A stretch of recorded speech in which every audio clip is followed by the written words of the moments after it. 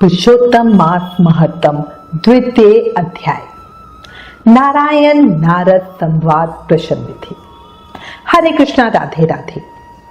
पुराणों में वर्णित है कि पुरुषोत्तम मास में पूजन अर्चना और स्नान से भगवान नारायण को सरलता से प्राप्त किया जा सकता है।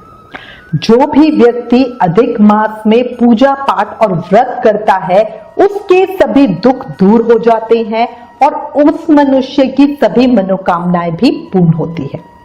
साथ ही इस महीने में जो भी पुण्य किया जाता है उसका फल करोड़ों गुना हो जाता है और वो मोक्ष भी जरूर प्राप्त करता है।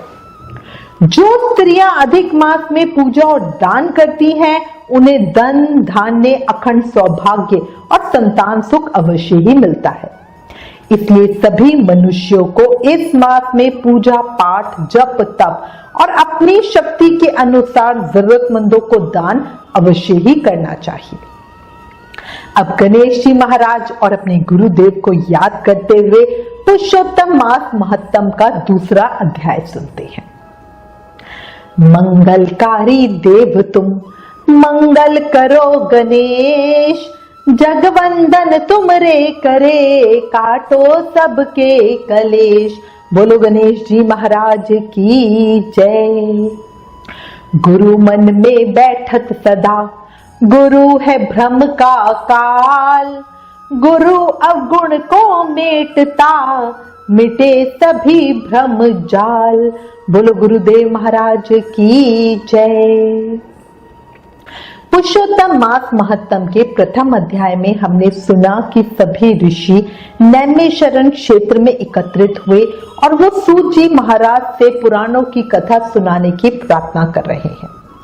सूत जी ने उन्हें बताया कि एक समय वो हस्तिनापुर गए और वहां सुखदेव जी को भागवत सुनाते सुना।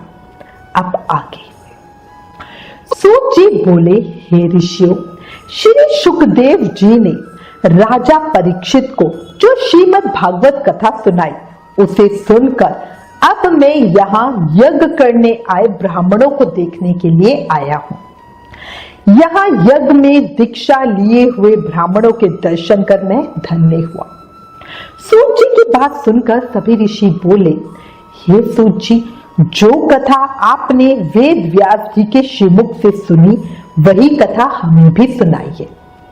फिर ऋषि बोले, हे महाभाग, संसार में जिससे परे कोई सार नहीं, ऐसी मन को प्रसन्न करने वाली और जो अमृत से भी अधिक हितकर है, ऐसी पुण्य कथा हम लोगों को सुनाइए।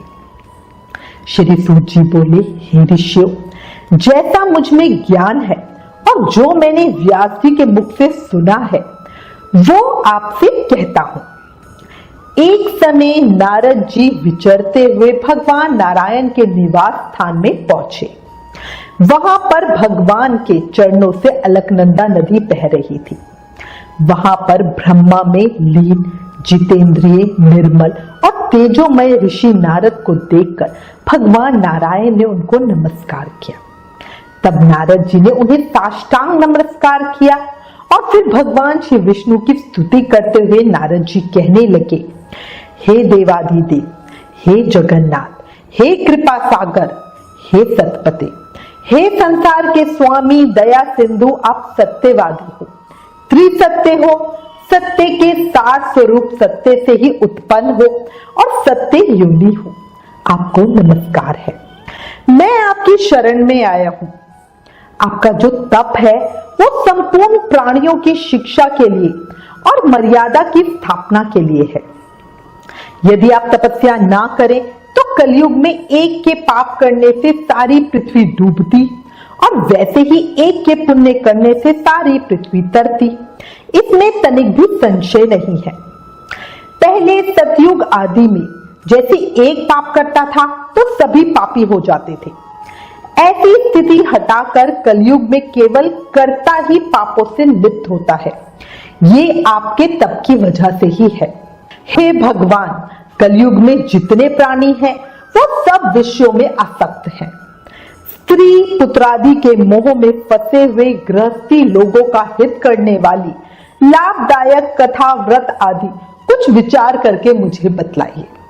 मैं आपके मुखराविंद से कुछ सुनने की इच्छा से ब्रह्मलोक से यहाँ आया हूं। इस प्रकार नारद जी के वचनों को सुनकर भगवान आनंद से खिलखिला उठे और भुवन को पवित्र करने वाली पुण्य कथा आरंभ की। भगवान गोपों की स्त्रियों के मुख कमल के भ्रमर, रास के ईश्वर, रसिकों के आभूषण, वृंदावन बिहारी लाल, ब्रिज के पति आदि पुरुष भगवान की पुण्य कथा को कहना शुरू किया। भगवान हंसकर नारद जी से कहने लगे, हे नारद, अब तुम भगवान श्री कृष्ण की पुण्य कथा को सुनो। हे तात, जगत के विधाता और उसको एक पल मात्र में नाश करने वाले, उनके कर्मों को कहने वाला पृथ्वी पर कौन सामर्थ है। हे नारद जी, ऐसी कथा भी तुम जानते हो, पर फिर भी दरिद्रता को हरने वाला, यश और शेष पुत्रों को देने वाला, मोक्ष देने वाला तथा शीघ्र सेवन योग्य ऐसे अद्भुत पुरुषोत्तम मास महत्तम को कहता हूं। ये पुरुषोत्तम महत्तम दरिद्रता और वैधव्य का नाश करने वाला है, यश का दाता, सत्पुत्र और मोक्ष को देने वाला है, अतः शीघ्र ही इसे सुनना चाहिए। नारद जी बोले, हे मुनि, पुरुषोत्तम नामक कौन देवता है, उसका महत्तम क्या है, यह अद्भुत सा प्रतीत होता है, अतः कृपया कर आप मुझे विस्तार पूर्वक सब कहिए। सूत जी बोले, श्री नारद जी का वचन सुनकर श्री हरि नारायण पुरुषोत्तम मास में अच्छी तरह मन लगाकर बोले। भगवान श्री नारायण बोले, पुरुषोत्तम, ये जो इस मास का नाम पड़ा है उसका भी एक कारण है। पुरुषोत्तम मास के स्वामी दया सागर भगवान पुरुषोत्तम ही है, इसलिए ऋषिगण इसको पुरुषोत्तम मास कहते हैं। पुरुषोत्तम मास के व्रत करने से भगवान पुरुषोत्तम प्रसन्न होते हैं।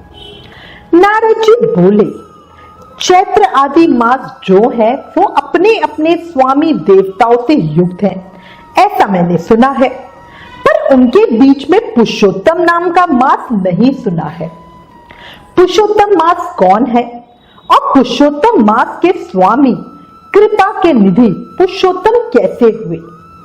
हे कृपा निधि, आप मुझे इस मास का स्वरूप विधान के सहित कहिए। हे प्रभु सतपते, इस माह में क्या करना, कैसे स्नान करना, क्या दान करना, इस मास का जप, पूजा, उपवास आदि क्या साधन है, कहिए। इस मास के विधान से कौन से देवता प्रसन्न होते हैं और क्या फल देते हैं? हे तपोधन, इसके अतिरिक्त और जो कुछ भी तथ्य हो वो सब मुझसे कहिए। साधु दीनों के ऊपर कृपा करने वाले होते हैं, वो बिना पूछे कृपा करके सदुपदेश देते हैं। इस पृथ्वी पर जो मनुष्य दरिद्रता से पीड़ित, पुत्रों को चाहने वाले, जड़, गूंगे, ऊपर से अपने को बड़ा धार्मिक दर्शाने वाले, विद्या विहीन, मलिन वस्त्रों को धारण करने वाले, नास्तिक, परस्त्रीगामी, आशा जिनकी नष्ट हो गई है, संकल्प जिनके भ्रष्ट हो गए हैं, तत्व जिनके क्षीण हो गए हैं, कुरूप, रोगी, कुष्ठी, टेढ़े मेढ़े अंगों वाले, अंधे, इष्ट वियोग, मित्र वियोग, स्त्री वियोग, माता पिता विहीन, शोक दुख आदि से जिनके अंग सूख गए हैं, ऐसे मनुष्य जिन अनुष्ठानों के करने और सुनने से पुनः उत्पन्न ना हो, हे प्रभु ऐसे प्रयोग हमको सुनाइए। संसार की विचित्र दशा देखकर मैं बहुत दुखी हूं। मानव स्वार्थ से भर गया है और कितने ही दुखों से घिरा हुआ है। महामारी, वैधव्य, अंगहीनता, रोग आदि जो दोष है, इन दोषों से दुखित मनुष्यों को देखकर हे जगन्नाथ मैं बहुत दुखी हूं। अतः मेरे ऊपर कृपा करके हे प्रभु मेरे मन को प्रसन्न करने वाली कथा को विस्तार से बताइए। हे प्रभु आप सर्वज्ञ हैं, कृपा करें। इसके बाद सूची कहते हैं, इस प्रकार नारद के परोपकारी पर जनहितकारक मधुर वचनों को सुनकर देवों के देव भगवान नारायण चंद्रमा के समान शीतल और शांति देने वाले वचन बोले। इति श्री बृह नारदीय पुरुषोत्तम मास में नारायण नारद संवाद प्रश्न विधि नामक द्वितीय अध्याय संपूर्ण। कल पुरुषोत्तम मास महत्तम के अध्याय 3 में आगे की कथा सुनेंगे। याद रखना, जीवन क्षणभंगुर है, अभी है और अभी नहीं। जब हमें अगली घड़ी का भी पता नहीं कि क्या हो जाए, तो क्यों ना इस शरीर का उपयोग करके अभी कर्मों के बंधन से मुक्ति पा ली जाए। और इसका सबसे आसान रास्ता है नाम जाप करना। याद रखो, कलयुग केवल नाम आधारा। सिर्फ नाम जाप करके भक्ति, शक्ति, प्रेम, मुक्ति सब पाया जा सकता है। इसलिए प्रेम से, मन से, भाव से हर समय, हर पल, हर सांस के साथ जाप करते रहो। हरे कृष्ण कृष्ण कृष्ण हरे हरे, हरे Ram Ram Ram Hare Hare. Please in videos को ज्यादा से ज्यादा शेयर करके शास्त्रों का प्रचार करें, ये भी एक सेवा है। राधे राधे।